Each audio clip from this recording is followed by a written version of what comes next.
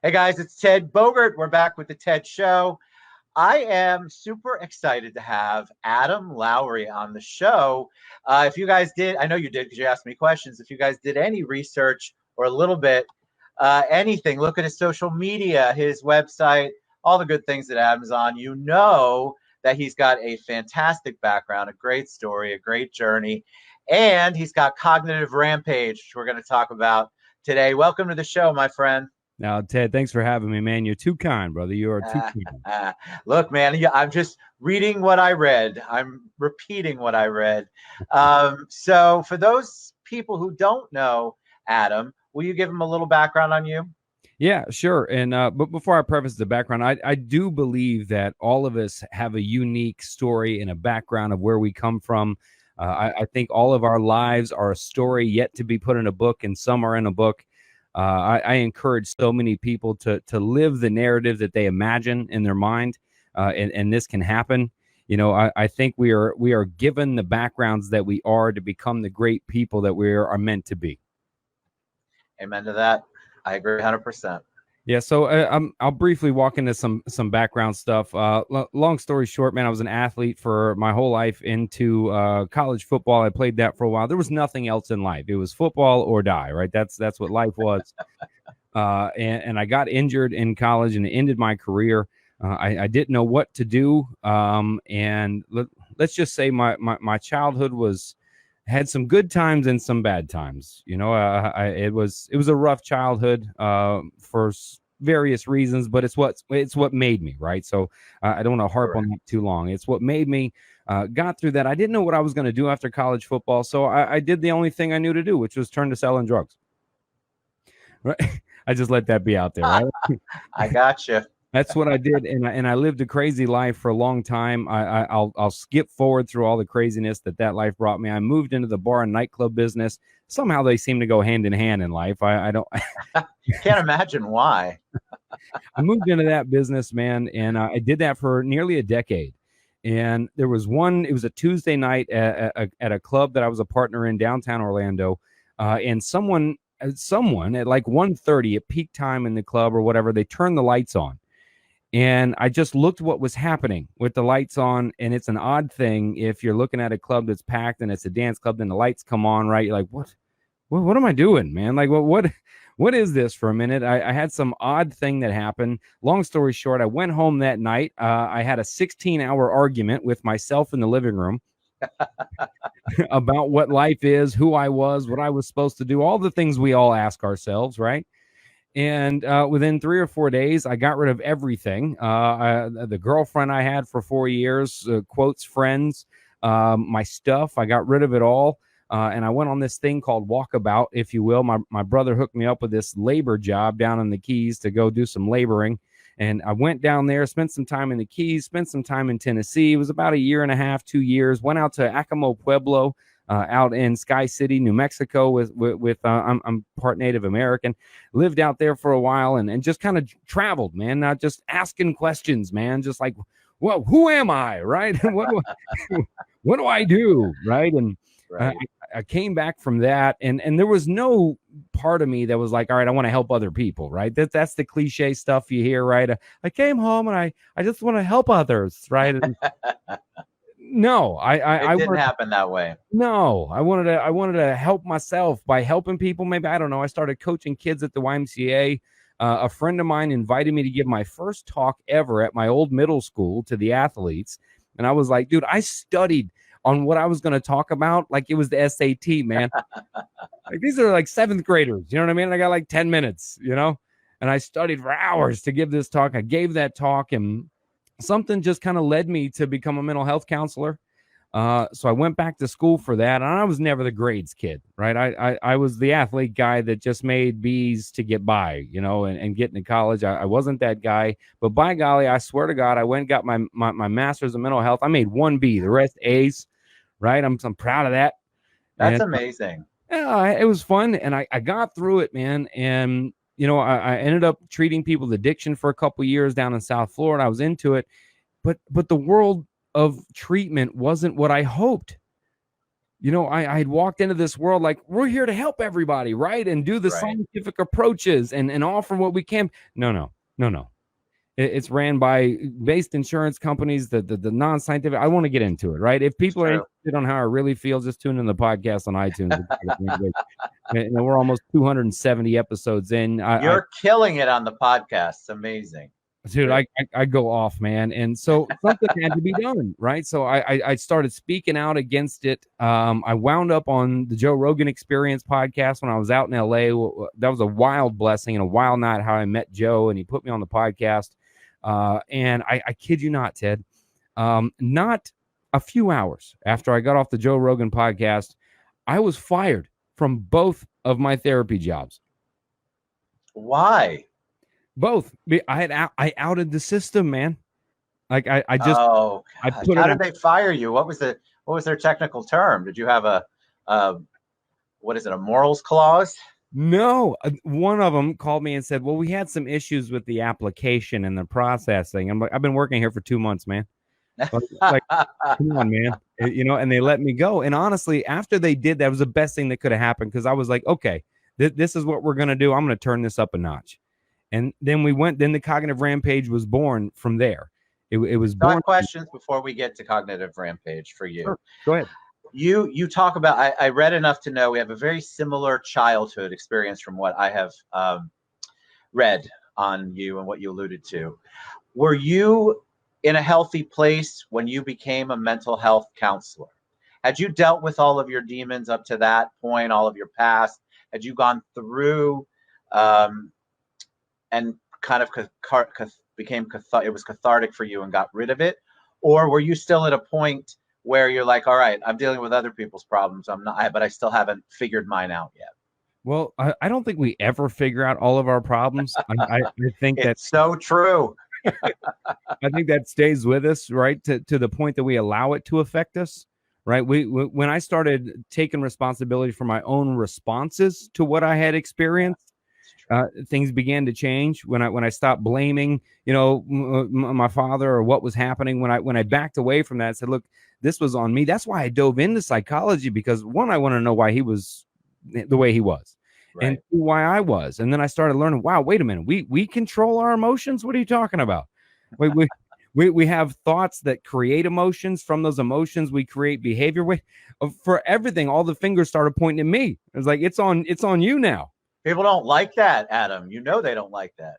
No. And the more I got into it, the more I was like, wow, this is on me to choose. The perception that we shape of our life, of our history, of our story, it creates the narrative we tell about our life that we tell ourselves. And this continued narrative about abusive home and violence. And if you continue that narrative, man, it shapes the life that you are then living, right? Rather than using it. It's why two people that can come from the same terrible place would say, hey, I'm this successful because I'm from an abusive life, or I'm in prison because I came from an abusive life, right? Yep. And so no, for me, it was recategorizing what I had been through and then making them reasons that I was doing better as opposed to excuses to why I couldn't.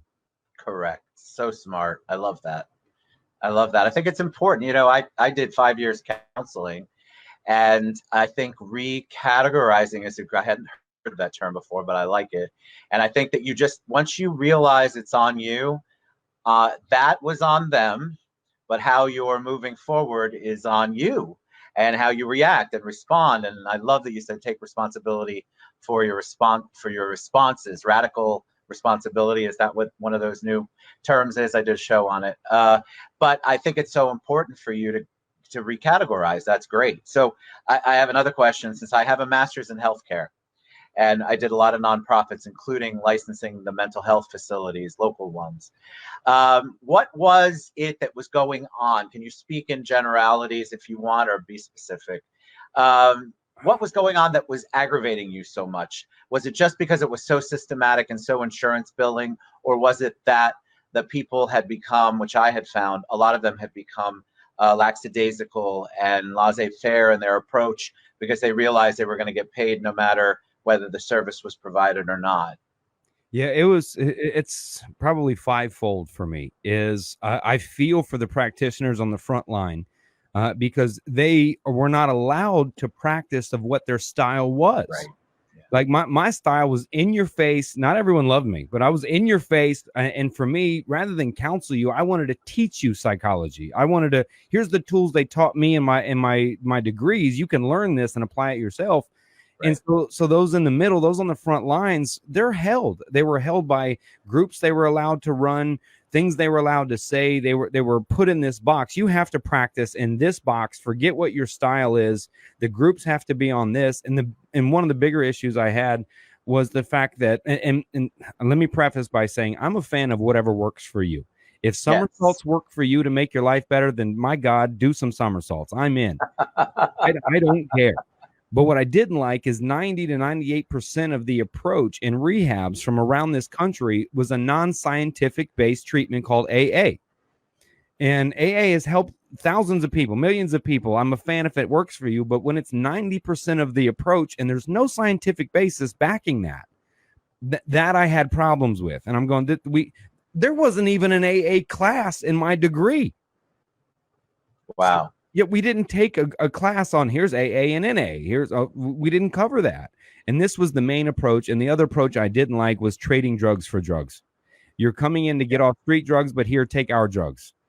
And then some of those psychiatrists that do the diagnosing, they were caught up in a bad place because they know insurance companies were going to kick the patient out the minute they didn't belong there. The minute insurance qualified them for no longer inpatient, they were out. So a psychiatrist is dropping on 5-6 diagnoses to these people, trying to keep them in there, right? They're trying to do them good. But then then the patient, the client, I like saying the person, then the person believes these multiple diagnoses that they are that, and then they allow the symptomatic diagnosis to thus define who they are, right? They become defined by their symptoms. I am an addict, right? That drove me nuts, right? You're being affected by depression. You're not an addict, right? You're not your symptoms. Ted, I love that thought process. Yeah, you're not your symptoms. That's good. Don't say I am headache. Right? No, we don't. I have a headache. I'm being affected by a headache. We don't walk around and say I am a headache, right? But yet I am depressed, right? I am anxious. I am bipolar. I am an addict, right? And then the loose ends of the diagnosis were driving me nuts. People didn't meet the criteria for these diagnoses, but yet they got to give them the pills that meet the diagnosis, right? And oh my God. And so they have to up the diagnosis. Yeah, it's a vicious, horrible cycle that the majority of people who practice are amazing, but their hands, when I tell you their hands are tied, I'm preaching to the choir with you. Their hands are so tied that they're not actually able to provide a lot of times the real service that people need, and they're edging things into the diagnosis that are only there so that it meets the whatever number on the insurance code. It's very frustrating. So you get to a point where you're like, I've had enough. And is this where Cognitive Rampage was born? Yep, that's where it was born. It was born when I had enough. I've been fired, and I'm like, okay, that's it. We're gonna out everybody. I'm telling you, this treatment, this is over. It's done. You're not gonna get away with it. I quit. Once I quit my other job, I was quit. Then they rehired me because I was a decent therapist, and they brought me back. And then they fired me after I was gone. But the guy told me to discharge my patient to a tree. Yeah, to a tree. It's a homeless shelter pickup in Miami, and discharge him to a tree, and because his insurance days were out. Wow. And I'm going, he's not ready. We can't do that. That was my first fall. And these are the things that were happening, and true too. The treatment itself, right? People just go, well, they're going to rehab for 30 days, 60 days, they'll be okay. I'm not a big fan of this because there's a thing that I believe called over-treatment.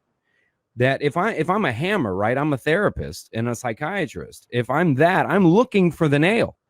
I will accidentally create things in your life that created, quotes, trauma, right? So I can build up traumas in your life accidentally. I'm just trying to help. But if I'm a hammer and I'm a psychiatrist and you need a diagnosis, or I'm a therapist and I have to write notes that match the diagnosis that you've been given, I will bring stuff up that wasn't even a thing for you. I will make them things that we call them unconscious ideals or unconscious trauma, right? And we bring this to the forefront, and then people stay in treatment for years and years and years. And I believe there's a thing called overtreatment, where now you are just zoned in, where you're now just an addict or you're just somebody in therapy, period. Therapy is not always the answer. Right. And that's where I get crap from the other side too, because you can over therapize people, right? You can go too far, and where it's like, hey man, just back out of the terms for a minute, back out of the diagnosis for a minute. Sometimes I don't even think we should have been telling our people their diagnosis, because then you have you have self-fulfilling prophecies, right? I am the diagnosis. I've seen it. I know. I've absolutely seen it. I think if you put that idea in, sometimes it brings the sense of relief, because then there's a label for it. There's something they can Google and it says, all right, this is you. And there's some sense of relief for people. However, the self-fulfilling prophecy I've seen happen a lot. If you tell someone they are XYZ, chances are they're going to live up to exactly what you told them in some way, shape, or form. And I know other people get aggravated about it, but you've made a movement, an initiative out of it called Cognitive Rampage. Yeah. So for me, treatment or change, let's talk about change, right? Instead of treatment. Change for me, it comes fivefold, right? Typically, what's wrong with us at the time is our neurology is misfunctioning, right? Our neurology is wrong, and this is linked to our biology, right? So I don't believe addiction is a disease, and we won't do that on this show, but I just don't believe it's a disease. It can become a neurological pathway of a response pattern and behavior, right? So when we take the 5 things that create the change, our current neurology is shaping us to do behaviors and have thoughts that we have, right? So if we want to change the present day neurology or the biology, it takes biology. We have to focus on our biology and change that, a more healthier biology. We have to look at our environments. What environments, people, places, things, where are we at? What are we around? What are we doing? What's the influence to our story? And then third, our cognition or our cognitive, what we believe. That's really, to think is what cognitive means, to think. What do we think and what do we believe? Those are 3 levels. What we believe, what we think, and what we feel are 3 separate levels, and it starts with what you believe. Yes. People nowadays, we just go, I just feel. I just feel. And I'm going, well, stop. Well, what are you thinking? Whatever you're thinking is creating the feeling, but whatever you believe is shaping how you think, right? And so that third part is the cognition, how and what we think, how we talk about our lives, our narratives, our stories, right? The fourth would be behavior, a repeated behavior pattern. Whatever we're doing in a behavior pattern shapes the other 3. All 4 of those create our present day neurology, our functioning of our mind. So if we want to change our present day mind, it seemed logical to me to how did our mind function how it does today? What we think, the environments we're in, the behaviors we do, the biology of our body itself, right? And the behaviors we repeat. Well, that's how we got here. So if I want to change how my mind or my brain is functioning, or quotes a brain disease, if I want to change that, well, then I have to change my environments. I have to change what I think, where I'm at, what I believe, what I'm doing, the environments that I'm around, and I need to freshen up my biology, sleep being one of those. Sleep is so underrated. So if I do those 4 things, then I can create a different, over time, brain functioning. And our brain has so much plasticity. People think your brain is what your brain is today, and that's not true. It changes like this. It's changing right now. Ted, my brain is different by the end of this show. I have no doubt. So we have this phrase we all like to say. I hate this phrase, Ted. That's just who I am. Oh yeah, that and it is what it is, or status quo. I don't like any of them. It's the cop out, right? Just saying that's just who I am. That's it. Take it or leave it. You don't want to change. But what was not happening in these facilities are those 4 points of change. You were not working on that. And for the most part, rehab, that is not the environment. I mean, you take out all the stresses of the day. You might get somebody 60 days in, ready to go. They're ready to go home. You get them home, and then stress, jobs, relationship, marriage, kids. It all shows back up in a different. Well, also, if you've got a drug or alcohol addiction, you go back to the same environment, especially on the drug side. It's the same neighborhood, the same house, the same people you were buying drugs from, the same opportunity, and you can't necessarily address that in rehab, inside, because once they leave and they go out, they're right back in it, and the temptation is there. That's why the recidivism rate is so incredibly high for these rehab programs. Yeah, and the addiction part, what scares me the most, what a lot of people don't know, are the ODs that come from addiction are mostly about 70% are due because they're crossing over drugs, not because of one drug itself. Is when you come out of rehab and you're on the drugs they gave you, be that Suboxone or something else like that, right? And then you go back to the other drug, right? We'll just stick with the heroin thing. And now you're maxing drugs. When you cross over the drugs, that's when you get crazy. That's the sad part. The deaths happen from using multiple drugs or the crossover. You've been in rehab for 60 days. Now you do the same amount that you were doing when you went into rehab. Plus you used to be on Suboxone, or now you're on something else. You cross over. That's where these deaths are happening. And, you know, for me, I'll just run into it, right? A lot of people, that's where the book came from, Ted, is because I got tired of just complaining. Yeah. I got tired of just pointing out the problem. And I said, okay, what's the solution then, Smarty Pants? Adam? So what is the solution? Because right now I feel like people want to try something different. But like the system is broken, but that's where the money comes from, and that's where the insurance comes from, and that's where the thought process comes from, and that's where programs like Scared Straight and all of that came from. And so there definitely needs to be a shift. So what is, from your perspective, what do you think some of the answers or solutions are?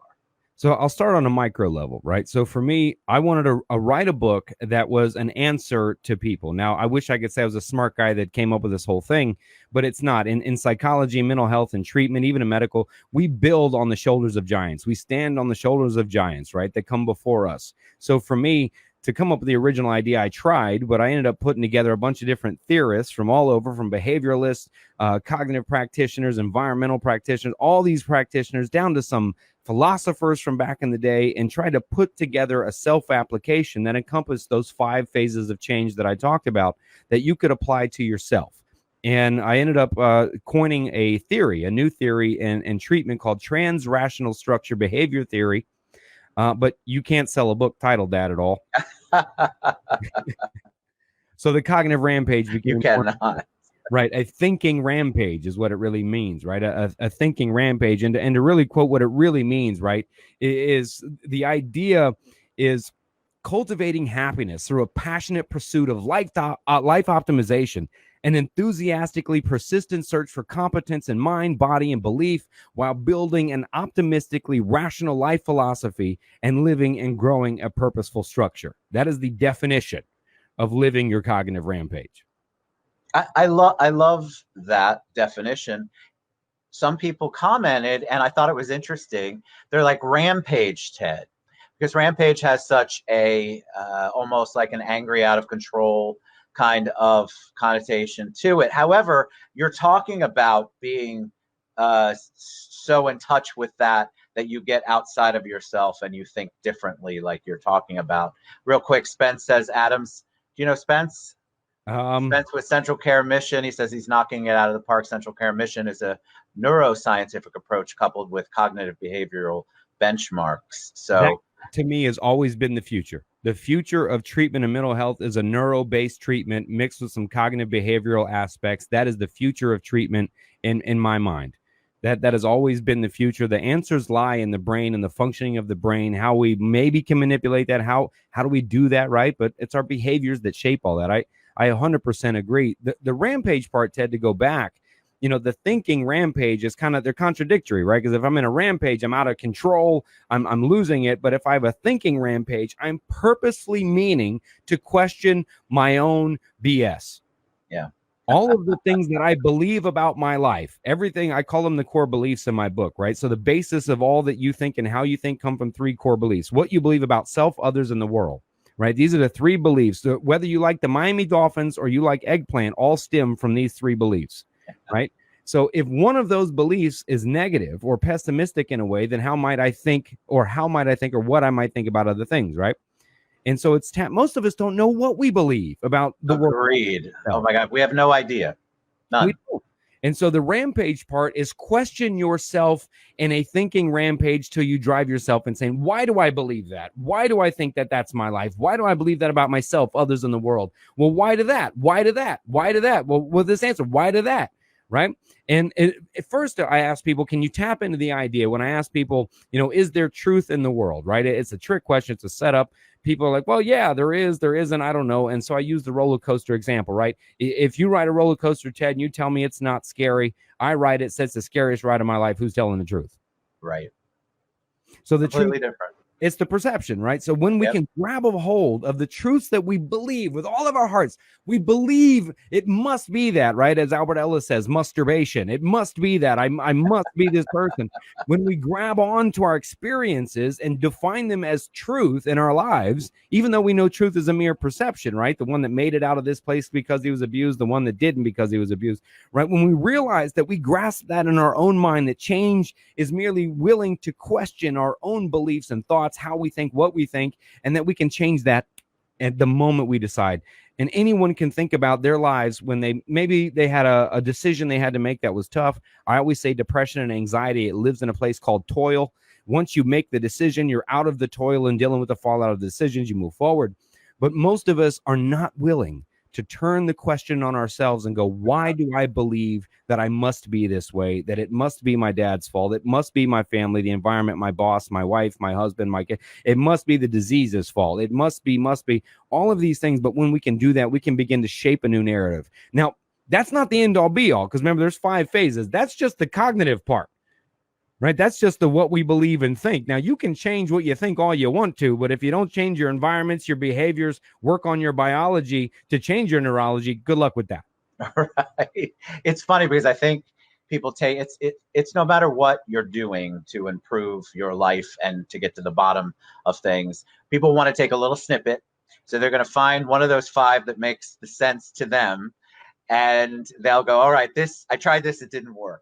But you didn't do the other 4, or you didn't address the other 4. Or in reality, nobody wants to be challenged on why they think the way they think. I'm sure you've done this because I can tell you're that type of person too. Sometimes I'll just ask people, why do you think that way? That will start an argument so fast, and I don't do it to be that. It's just I'm amazed sometimes what comes out of people's mouths, and I want to know the why. Like, why do you think that? Why would you ever think that? Let alone say it. But why is that part of who you are? People don't like it, but I swear if they just did a little bit of intrinsic work, a little internal work, it would get them so far. And that's what you're talking about. Really address you. You have to figure out you. Yeah, you do. I mean, I talk about principles of change. You roughed over a couple of them. H equals C is one of my principles. Humility equals competence. The B to B principle, that belief equals thoughts. Thoughts create feelings. Feelings predict behavior. So B to B principle is one of those. And the core belief principles on top of that. So there's some beliefs that I use in there to help you try to examine that. And we have to be humble enough to question ourselves to gain self-competence. The other one is the CCE principle, that competence to confidence equals enthusiasm. It's not happiness you're after, it's enthusiasm. So if we can be enthusiastic about our own lives and questioning that, if we can get competent about ourselves, we can be self-confident in ourselves. That can lead to an enthusiastic self. But in order to get self-competent, you got to be able to go, why do I every time I go, why do I think that so much? I tell people, start anything in life. I don't care if it's politics or jobs or whatever you're doing, wherever your hard no's or yeses are, start there and question those and work backwards. Love it. All right. Where do people, I put adamlowry.com. Is that the best way for people to reach you, or to purchase Cognitive Rampage, or to figure out more about Adam Lowry and Cognitive Rampage? Yeah, the podcast is on iTunes, Stitcher if you have Android. It's on YouTube as well, Cognitive Rampage, Podbean, a whole bunch of places. We've been doing it for about 5 years. There's some cerebral guests that I've had on there that have made me sit back in my chair and go, wow, I'm an idiot. Sit down. Like that every day, my friend. I doubt it, Ted. I do. Like Dr. I'm amazed at the stuff that people like you, like that. That is something that I thought but never expanded on it, and then you took it and added so much depth to it. Now, if we could get more people to listen, it would be good. So I've got some ideas on that. All right, Adam Lowry, Cognitive Rampage, thank you so much for being on the show. That was really, really awesome. Ted, thank you very much, man. Honored to be here, buddy. Honored, my friend. All right, we'll see you guys soon. Whenever we finish. And we're started. We're live. What's up, guys? It's Ted Bogert with the TED Show. We have returning alumnus, really great friend of mine, longtime friend, Aaron Luden. What's up, Aaron? What's up, y'all? How you doing? Super excited to have you back on. I've been wanting to have you back on since, pre-COVID, all the stuff you had going on in your life. And update, you always have great insights. And so it's been a while. You're one of my first guests ever. And so it's good to have you back. So you got lots of love already showing on some of my platforms. I feel like I photobombed one of your Tell us a little bit about you for the people who don't know. Oh, man, where do you want me to start? That's such a loaded in the beginning question. No. In the beginning, it's time. So I was born. So basically, I run a few different businesses that work with the real estate community. About 10 years ago, I started selling closing gifts here in the Central Florida area. I built a team that was as large as 8 people, and we used to each sponsor about 100 events a year all throughout the real estate community. So that's office meetings, that's local, regional, and state, and then also national. So either myself or my colleagues from other parts of the country would be at every major company's national convention as well. And so we spent the year just sponsoring everything and pitching our closing gifts and getting agents enrolled in the program, and built that all across the state. And then a few years back, ended up launching Orlando Real Producers. My counterpart in Indianapolis had seen a lot of success with Real Producers in Indianapolis. We had launched 5 other markets that were really starting to pick up steam. And their company basically restructured and gave me the green light to launch Orlando. And now we're on our 43rd issue. And so it's been going amazing. We have a publication. We do quarterly events, and we do monthly masterminds for the top 500 real estate agents in the city, as well as regular educational events that basically bridge the gap between the top 500 agents and the rest. And so we're just getting started, but the community is thriving right now. And I'm just super excited to see, all the growth and all the success over the last few years, and who knows what the future will bring. I want to talk about Orlando Real Producers, of course, and I want to talk about your branding company, marketing company. But I want to ask you, pre-COVID, you had some crazy stuff happen. So I'm going to let you tell the story, because I think it's interesting. When we first started to get word that something had happened, that you were not well, you can imagine what the rumor mill was at that time. And I still hear some of the exact same things. So one of the things I would love for you to do, whatever you're comfortable with, share a little bit about what happened and the process that you had to go through to get back here. Yeah, I know everyone was saying I was in a mental institute or drug rehab. No, I'm just kidding. I heard both of those for sure. Totally joking. Yes. But no. So basically, I had been in Breckenridge, Colorado at the very end of January. It's funny, I just taught a seminar. We had 50 or 60 people. David Buckles and I just taught a social media mastery event. The next morning I woke up at 4 a.m. I flew out to Denver, drove over to Breckenridge. And long story short, we don't exactly know what happened, because I had been asleep and everyone was outside cooking. And at some point, I fell down the stairs and hit my head. And we don't know if it was altitude. We don't know if I was sleepwalking. We don't really know. But I woke up in the hospital about 2 weeks later, and I had a brain injury. I had been knocked unconscious. I was found unconscious. I was in the hospital for several days. I was in the hospital on a breathing tube and a feeding tube for 2 days. I was strapped down to the bed and restrained from being able to move or pull anything out for about 8 days. And I was in the ICU for 17 days before my friends basically all stepped up. One of my friends started a GoFundMe. A lot of people watching this, thank you for you guys helped bring me home. So I was airlifted back to Florida and checked into Halifax Health, was there for a couple of days before I checked out to basically go into home rehab, and now have been in cognitive therapy and a few other things that I do regularly. But for the most part, I'm back to normal. I would say, as well as you can be. Obviously, brain injuries are never totally perfect, and you never really know when they're perfect. There's not a test, if you will. But I'm doing really well and feeling really good and really blessed to be here. and just you to be seem, alive. you seem happy. You seem good, and I'm that's great. good. I mean, I almost died. I could have died. Right. I could have been stuck there longer. I could have been stuck there during COVID. Honestly, the hospital had me on a lot of drugs, and I don't really know what they were giving me, but I don't remember the first 16 days out of 17 days in the ICU. And the last day is the day they stopped giving me the drugs. That's the only reason I remember it. And that's the only reason I remember Halifax, is because apparently they missed a form that was supposed to get there so that I couldn't be on the drugs in Florida. And so that's really the only reason I recovered so quickly. It's the only reason that I was able to process things and start to make improvement. And honestly, they would have kept me there many more weeks, probably through COVID. And who knows like what that would have done to my brain or my ability to come back.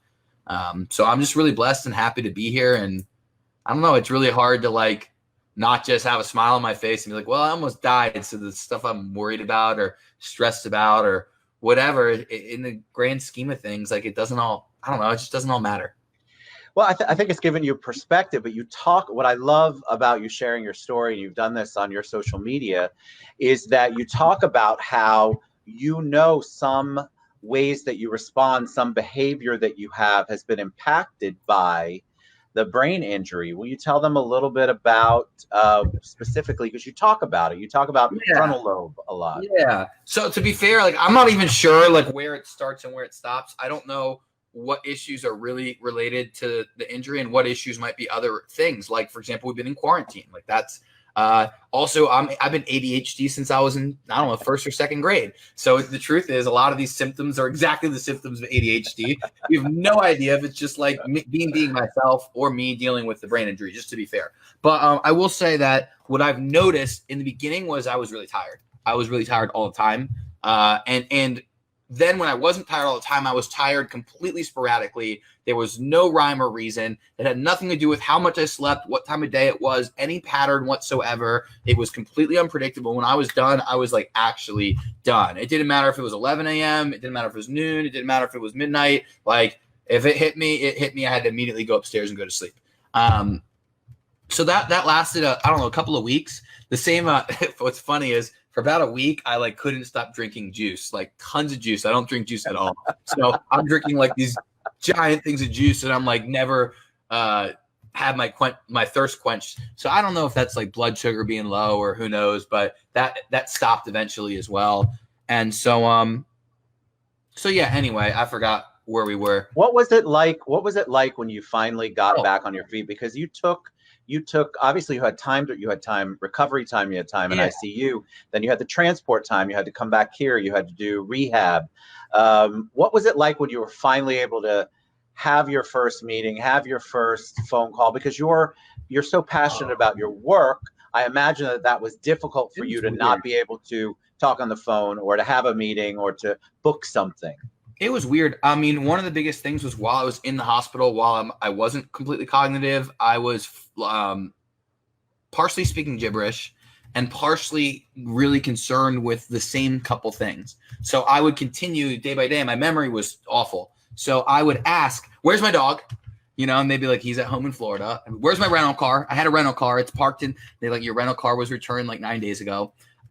Can someone call Real Producers and tell them I'm not going to be at the conference in Charlotte? They're like, the conference ended 4 days ago. We called them already.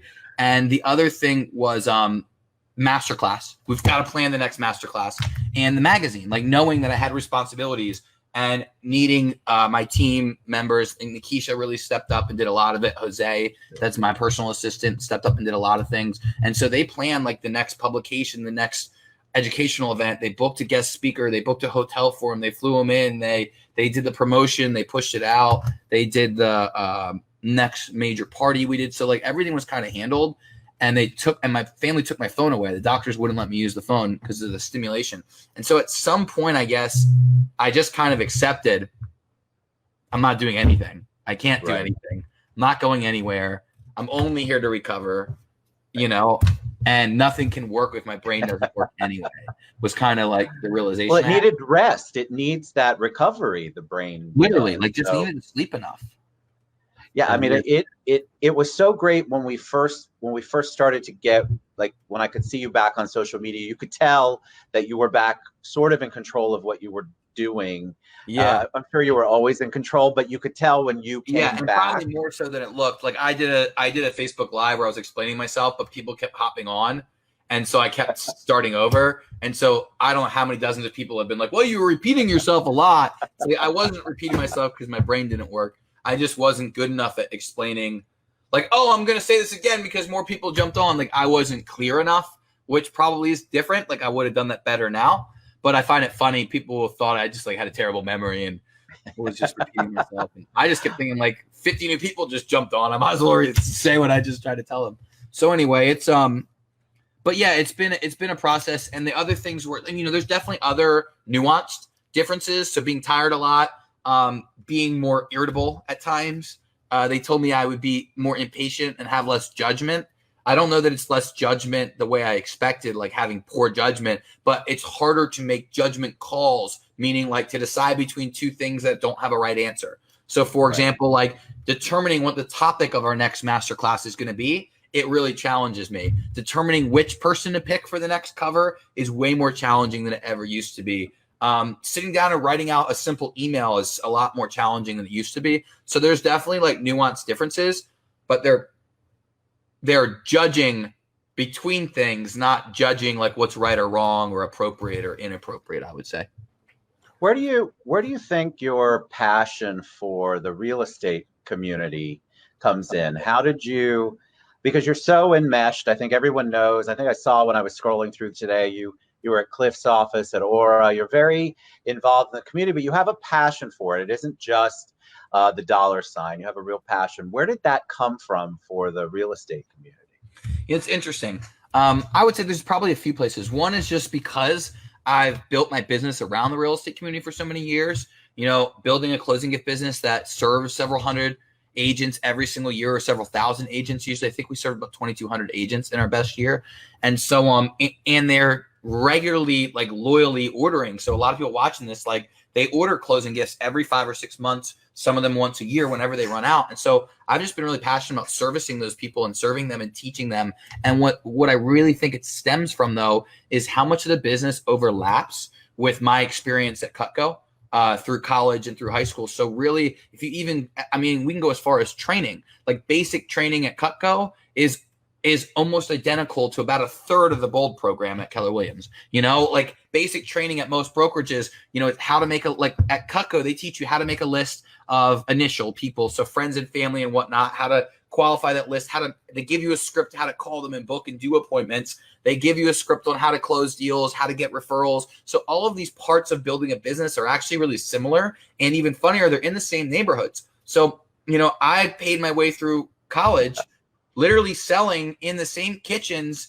often that the same agents are doing a listing presentation at. And I have to work only off referral. There's no bot leads. There's no Zillow. There's no house call leads. They're like, everything is only a name and number someone else gave me. And I had to sell enough to earn a 6-figure income each year. And so it took a lot of appointments. It took a lot of sales, and it took a lot of salesmanship, and it took a lot of networking and really getting to know the city pretty well as well. And so just so much of our business overlaps, even though they sound nothing alike. And real estate is way more complex of a business, and it has way more higher of a ceiling. People can really build like a wealth generationally and stuff. So like, it's definitely not the same, but the basics that I was doing are the same basics that a brand new agent would be doing.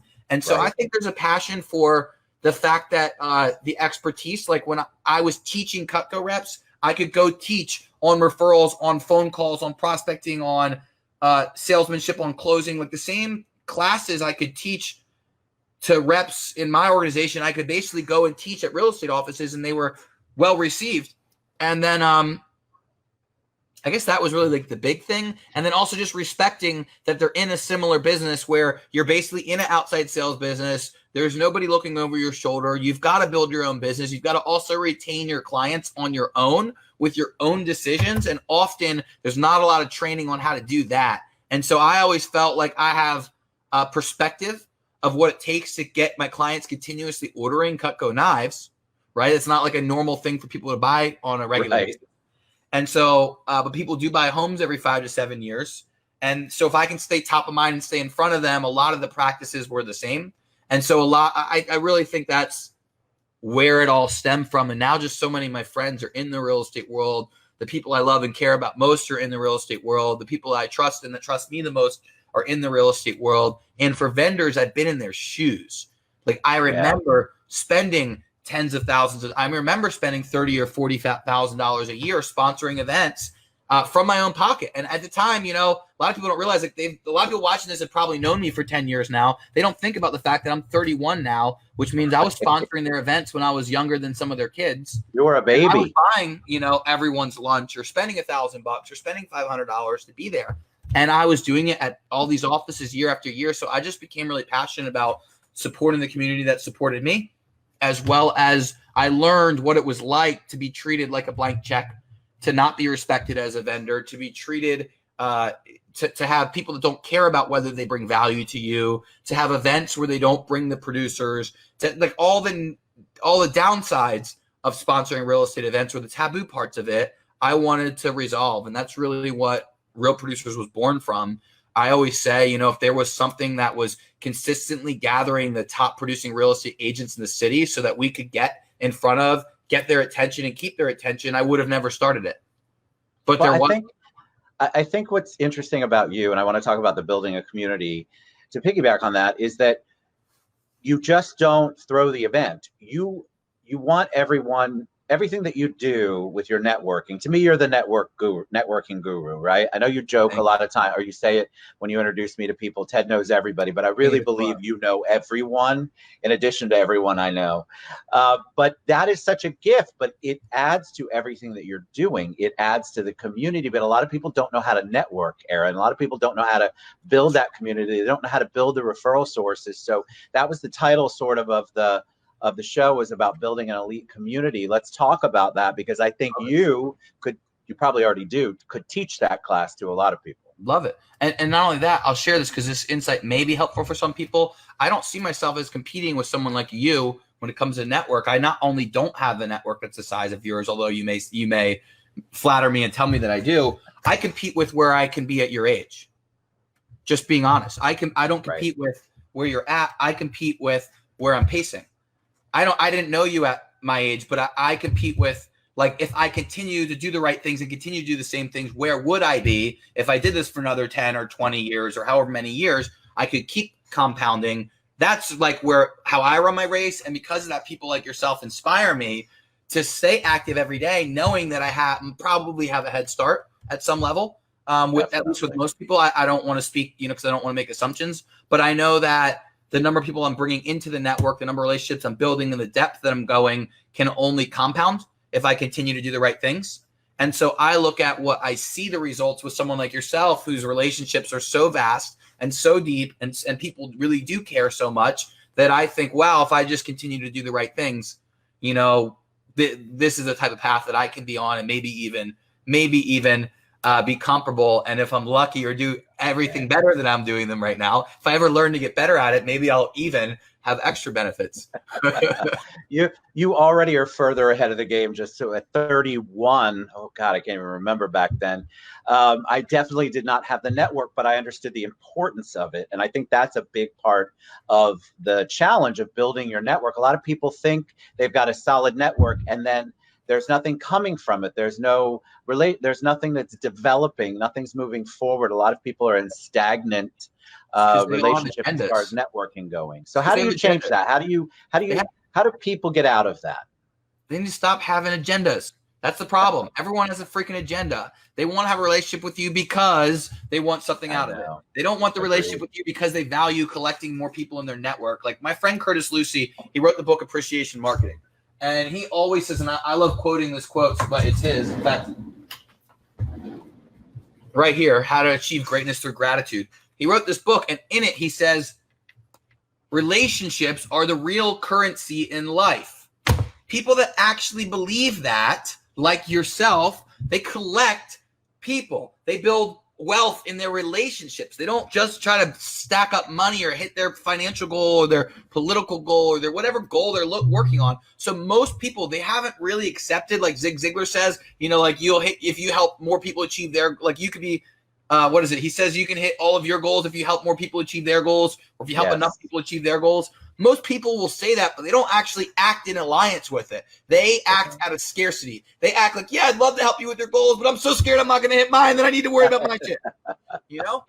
I need your help with my shit because I'm too worried about my shit. Excuse me. Agreed. That's essentially what people are doing. And so I've just taken the perspective of giving first, not measuring, not being tit for tat, not counting when it comes to relationships, not putting a price tag on any relationships. Like, I'll give you an example. When it comes to gifting, a lot of our clients used to have the attitude where they actually had a price tag on their most priceless relationship. So they would say, oh, I can spend $40 on a closing gift, but not $75. I like this idea, but $75 is too much. Well, can you imagine telling your spouse or your partner that you'd buy her a gift, but you didn't want to spend $75, you only want to spend $40? Can you imagine going to dinner and saying, oh, I was willing to cover dinner up to $120, but $150 is a little too much? Or can you get going on a date and saying, hey, this dinner is a little out of budget, can you get the tip? You know, like, that's what I feel like so many business owners are doing, is they're putting a price tag on their most priceless relationships. So they find relationships that are going to exponentially grow in value over their lifetime, but they find a way to monetize, like to minimize the value because they're looking at the short-term value. So when it comes to, let's just say, real estate, now, granted, real estate, they make a few $1,000s a deal. So the truth is, that should be enough. When I was making a few $100s a deal, I would spend $75 or $80 Correct. or whatever on a client and not think twice about it. But I still see agents that make $3,000, $4,000, $5,000, $6,000, $7,000, and the $20 difference matters to them. But all that aside, there's people that put a price tag on the relationship and they don't realize they're missing out on the $45,000 average lifetime value of an average client because they cut the corner somewhere. It's the same thing with, like, trying to save on insurance. You save $20 a month here, but you get screwed when your whole house floods or whatever. I think people, mine could have been a $100K bill. You have the patience, I think, and your age is definitely helpful. Because I think people they want this immediate.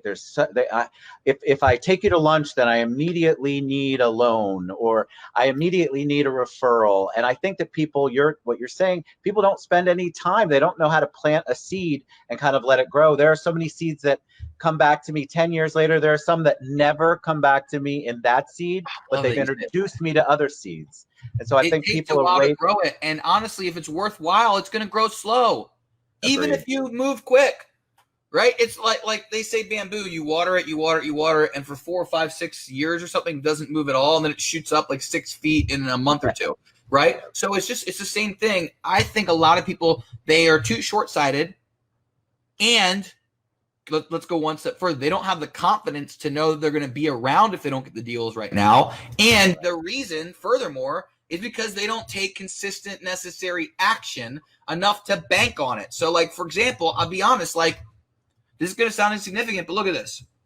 In the last 6 years, I've read 300-something books. I read at least 50 books a year. I get up early. I focus on myself. I've hired dozens of coaches. I've been to thousands of seminars. I've spent hundreds of hours devouring information and hundreds, if not thousands of hours sitting down one-on-one with people just like you do at the Citrus Club, building relationships one-on-one. And so you got to pay your dues if you want to really build significant relationships. And so what I'm getting at is that there's a lot of people out there, they don't have that patience to really play the long game, and they don't have the confidence in what they're doing as a person to know they can bank on themselves. I'm thinking, like, if I meet enough people and I grow myself enough and I continue to stimulate myself and learn things, then everything's going to work out in the end. What doesn't matter is whether Ted's buddy at the table that he just introduced me to is going to pay my next bill or pay my mortgage next month. That doesn't matter. That doesn't mean shit to me.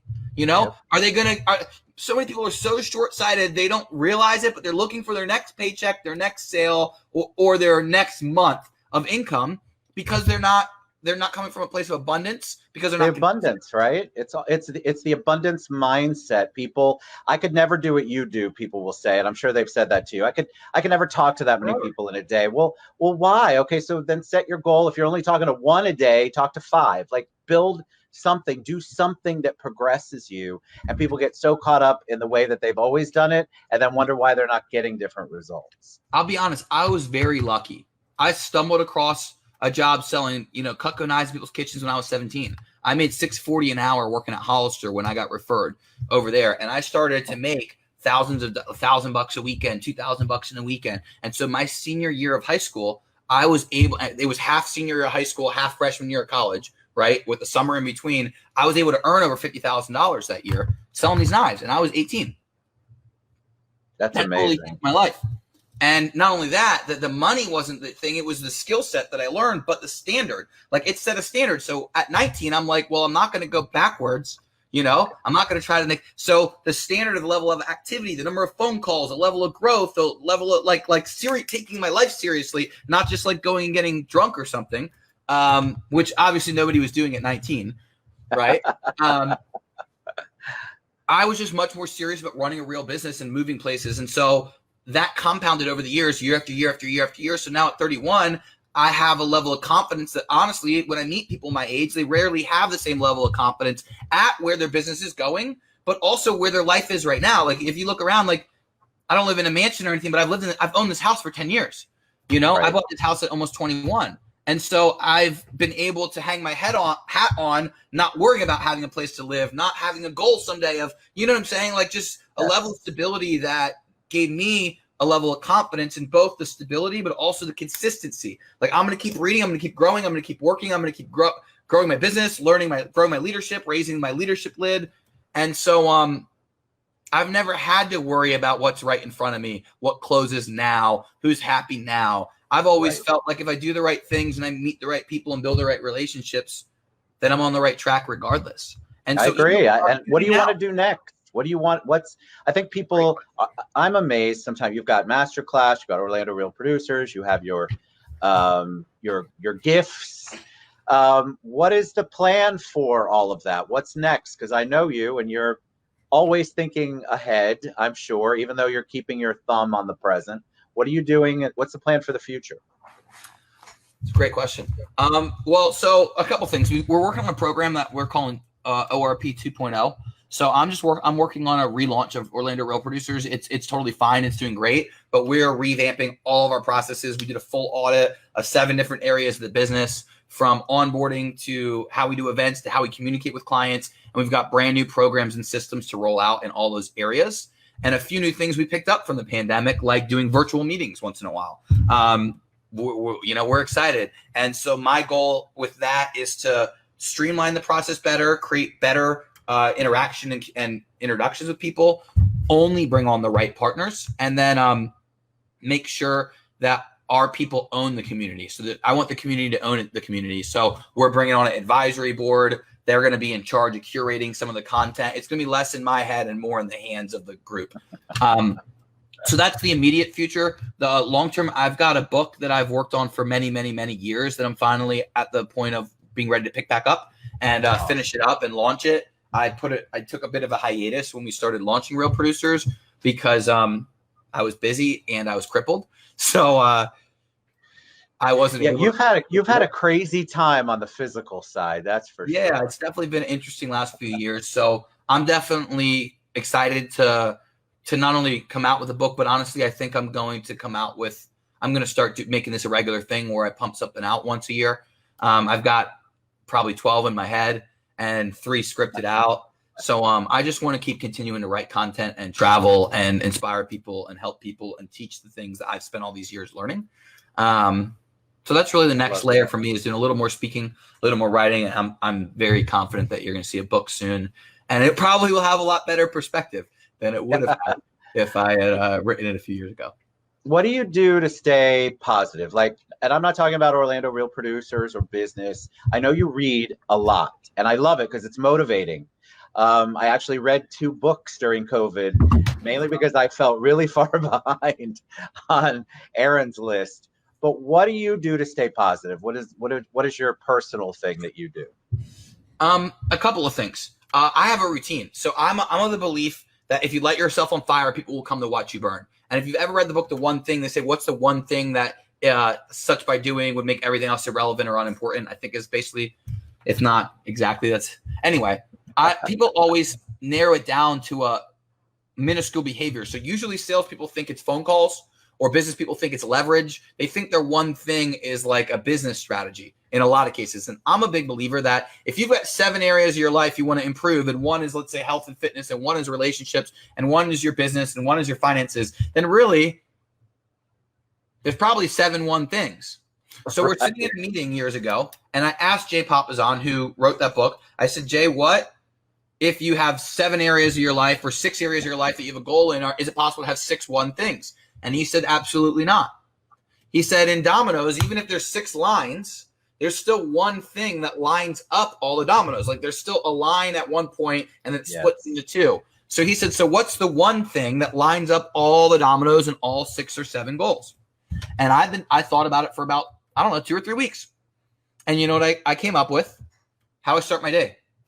What's the one thing that lines up all the dominoes is how I start my day. It makes me more likely, if I start my day inspired, motivated, empowered, and ready to roll, I'm going to take the right action more often. I'm going to show up more in my relationships. I'm going to be more inspired in my physical goals. I'm going to be more willing to show up at a gym, do whatever it takes. If I show up, not just like I'm positive, but Tony Robbins always says, like, there's a difference between, yeah, I'm positive, I'm good, and like, move out of my way, I'll handle this.